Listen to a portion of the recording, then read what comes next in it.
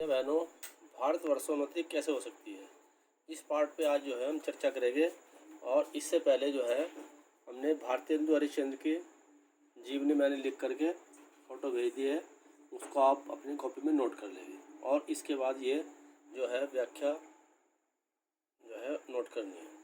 देखिए, ये भारतवर्षोन्नति कैसे हो सकती है, ये विचार जो है भारतेंदु हरिश्चंद्र जी के हैं। और उन्होंने देश की जो बुराइयां हैं, देश के जो लोग आलस्य वश बैठे रहते हैं, उनके बारे में कहा गया है कि देश के लोग कितने आलसी हैं।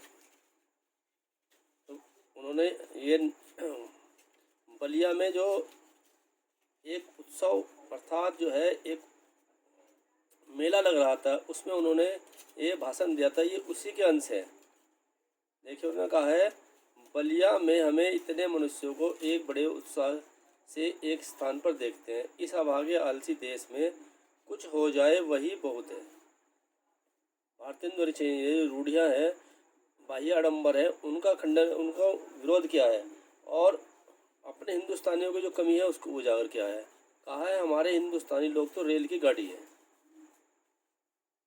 यद्यपि फर्स्ट क्लास, सेकंड क्लास आदि गाड़ी बहुत अच्छी और बड़े महसूल इस ट्रेन में लगी हैं, पर बिना इंजन सब नहीं चल सकती। कि जिस प्रकार से गाड़ी कोई अच्छी कितनी भली हो, जब तक उसमें इंजन नहीं लग सकता तब तक वो चल नहीं सकती। तो भारतीयों को भी कहा है कि भारतीयों में बहुत सारी योग्यता है, परंतु उन्हें इंजन की तरह नेतृत्व करने वाला व्यक्ति चाहिए, फिर तो वो उसके आगे उसके पीछे चलती चली जाती है। वैसे हिंदुस्तानी लोगों को कोई चलाने वाला हो, कोई दिशा निर्देश देने वाला हो, तो ये क्या नहीं कर सकते, ये सब कुछ कर सकते हैं। इनके अंदर पूरी शक्ति, पूरी संभावना है, परंतु ये अपनी शक्ति को हनुमान जी की तरह भूले हुए हैं। तो इन्हें वो याद दिलाने के लिए चाहिए। इनसे इतना कह दीजिए कि का चुप साधी रहे रहा बलवाना, फिर देखिए हनुमान जी को अपना बल कैसे याद आता है। सो बल कौन याद दिलावे, तो सवाल उठता है कि उसको याद कौन दिलावे। या हिंदुस्तानी राजे महाराजे, नवाब रईस या हाकिम राजे महाराजों को अपनी पूजा, भोजन, झूठी गपशप की छुट्टी नहीं, अपने ही काम में व्यस्त है। हाकिमों को तो कुछ सरकारी काम कह रहता है। कुछ बाल गुड़दौड़ थिएटर में समय गया, कुछ समय बचा भी तो उनको क्या गरज है कि हम गरीब गंदे काले आदमियों से मिलकर अपना अनमोल समय खोवे।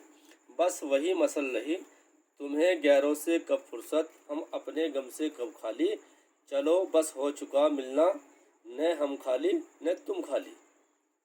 पहले भी जब आर्य लोग हिंदुस्तान में आकर बसे थे, राजा और ब्राह्मणों के जिम्मे यह काम था कि देश में नाना अर्थात अनेक प्रकार की विविधा और नीति फैलावे।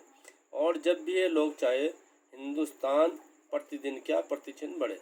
पर इन्हीं लोगों के निकम्मेपन ने घेर रखा है। हम नहीं समझते कि इनको लाज अर्थात शर्म क्यों नहीं आती कि उस समय में जबकि इनके पुरुषों के पास कोई भी सामान नहीं था, तब उन लोगों ने जंगल में पत्ते और मिट्टी की कुटियों में बैठ करके बांस की नीलियों से ताराग्रह आदि वेद करके उनकी गति लिखी। अर्थात उन्होंने ऐसी बांस से ऐसी दूरबीन बनाई कि जो इंग्लैंड के अंदर 16 लाख की में रुपया के बनी दूरबीन की लागत से जो है चलती है, और हमारे केवल ऋषि मुनियों ने ऐसी बांस की नलियों से ऐसी दूरबीन बनाई जो बिल्कुल ग्रहों की स्थिति को अच्छी तरीके से जान सकती है। उनसे उन ग्रहों को भेद करने में भी वही गति ठीक आती है जो। और जब आज इस काल में हम लोगों को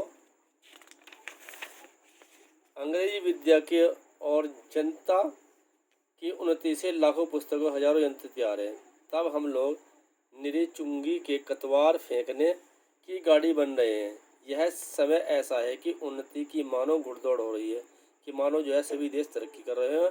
और जिस प्रकार घुड़दौड़ होती है, कोई आगे निकल रहा है कोई पीछे, तो इस तरह सभी देश जो है उस देश प्रगति के रेस में आगे निकलना चाहते हैं। अमेरिकन, अंग्रेज, फरासीस आदि, तुर्की, ताजी सब सरपट दौड़ते हैं। सबके जी में यह है कि पाला हम ही छू लें, हम ही सबसे पहले तरक्की कर लें। उस समय हिंदू वाड़ी जो काठ के घोड़े होते हैं, लकड़ी के घोड़े होते हैं, खाली खड़े खड़े टाप से मिट्टी खोदते हैं कि वहीं खड़े हैं और वहीं मिट्टी खोद रहे। इस तरह आल से उन्हें घेरे हुए हैं। इनको औरों को जाने दिए, जापानी टट्टों को हाँफते हुए दौड़ते देख कर भी इन्हें लानत थी। जापान ही एक ऐसा देश है जो एशिया का विकसित देश है।